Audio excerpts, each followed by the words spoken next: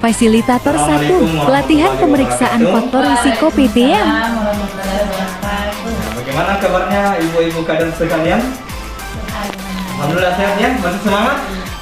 Semangat. Ya. Ya, sebelumnya pada kesempatan kali ini kita akan melakukan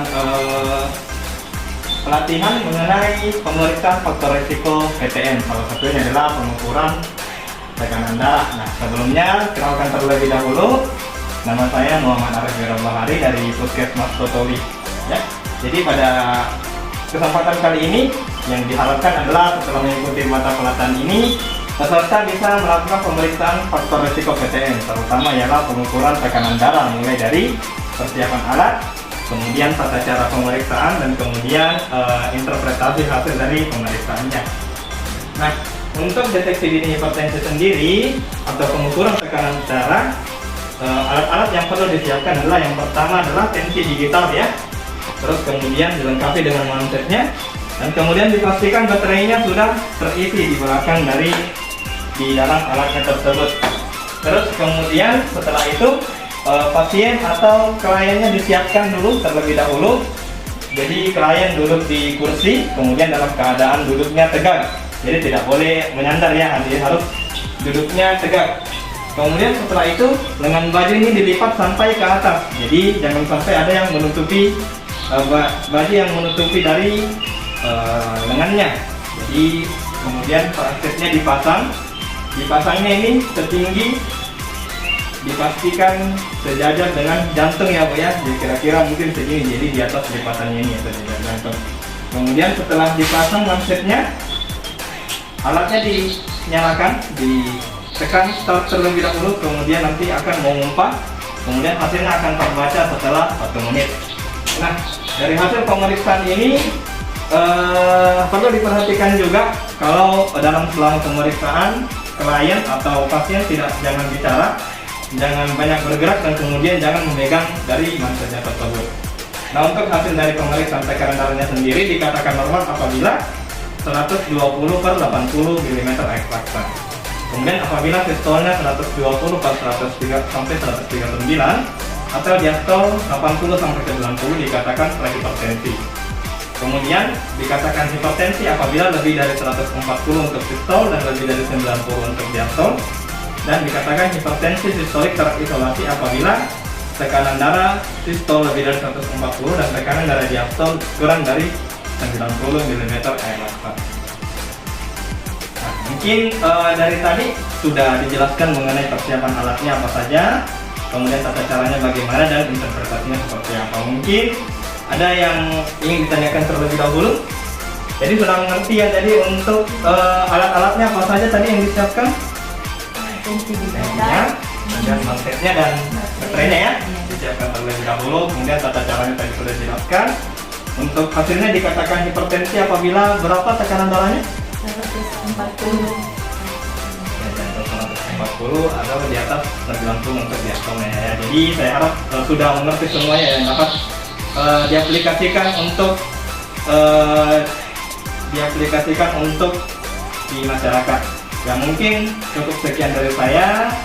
Mohon maaf jika banyak kekurangan. Assalamualaikum warahmatullahi wabarakatuh. Waalaikumsalam warahmatullahi wabarakatuh. Waalaikumsalam. Fasilitator 2, Apa kabar Ibu Kader hari ini? pelatihan pemeriksaan risiko PTM. Masih semangat? Semangat. Alhamdulillah.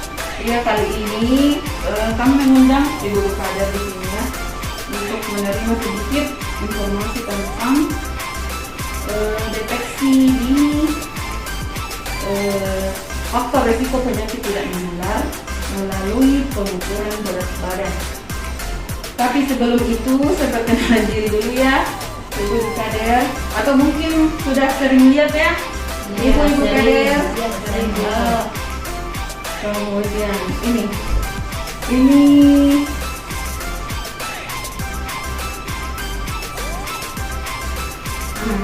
ini kita sekarang akan mempraktekkan ya cara pengukuran berat badan. Jadi mungkin Ibu Kader sudah pernah lihat ya yang begini, timbangan berat badan ya. Ini dua macam, ada timbangan digital yang sekarang ini, kemudian ada juga yang pakai jarum. Kemudian sekarang ini kita pakai yang digital. Jadi di sini ada tata caranya, Ibu buka deh ya. Yaitu kita harus perhatikan pengukuran dilakukan dengan menggunakan timah injak atau digital, dan sekarang yang kita gunakan adalah digital yang sudah dikalibrasi terlebih dahulu, artinya sudah dicek sebelumnya. Kemudian kedua, letakkan alat di lantai yang keras dan rata, artinya lantai yang kita tempati harus rata supaya hasilnya juga bagus. Kemudian upayakan mata pengukur tegak lurus dengan skala. Kalau itu memakai jarum, timbang jarumnya. Jadi cara pengukurannya Ibu Kaderia, pasien harus berdiri tegak dengan memakai pakaian yang seminimal mungkin. Jadi kalau dia pakai jaket, bisa dibuka jaketnya. Kemudian tidak membawa beban atau benda apapun dan tanpa alas kaki. Jadi kalau memakai alas kaki harus dibuka alas kakinya. Kemudian dilakukan pembacaan hasil. Dan mungkin Ibu Kader bisa langsung praktekkan di cara mengukur berat badan. Ya oke, Ibu Kader bisa mungkin langsung. Ya harus pegang Ibu Kader. Ya. Dan yang satunya melihat hasilnya. 50.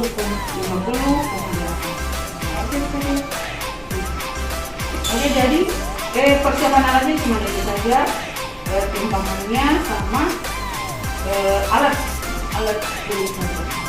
Oke, dari penjelasan yang tadi Bu Kader, mungkin ada pertanyaan? Tidak ada, saya mengerti.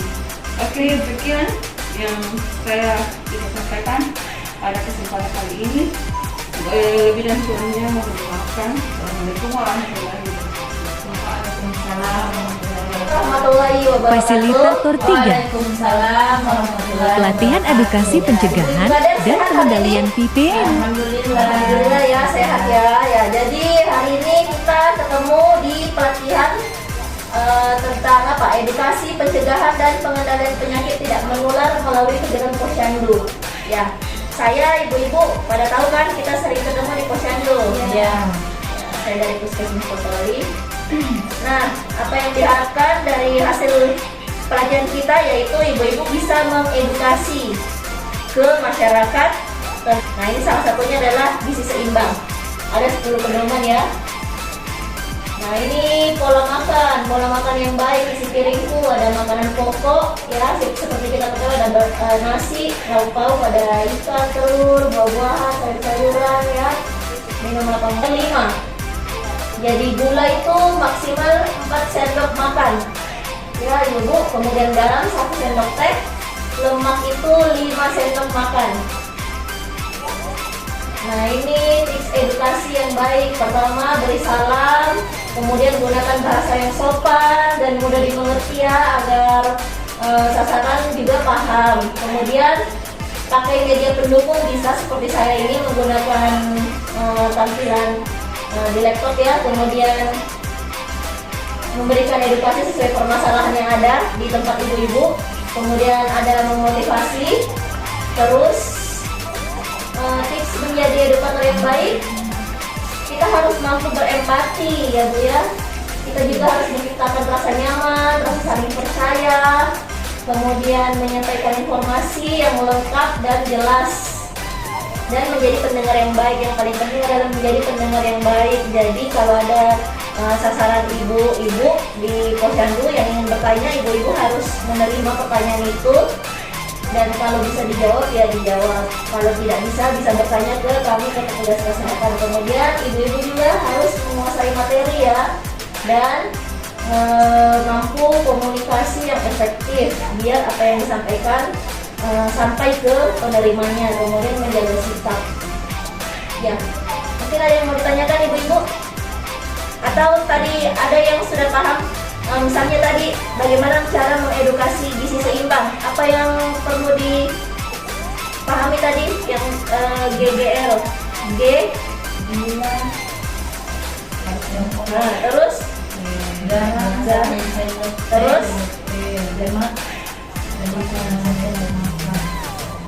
terus kalau tips untuk mengedukasi apa tadi Bu? Yang pertama dalam ya, terus menggunakan bahasa yang sopan. ya benar ya, terus apa lagi Bu? Menguasai materi ya. Ya, saya rasa ibu-ibu kadang sudah cukup paham, mungkin nanti bisa ditanyakan apabila ada yang tidak dipahami di lain kesempatan. Lebih dari kurangnya saya mohon maaf ya ibu-ibu. Ya, kita akhiri pelatihan ini dan pertemuan kita hari ini. Assalamualaikum warahmatullahi wabarakatuh.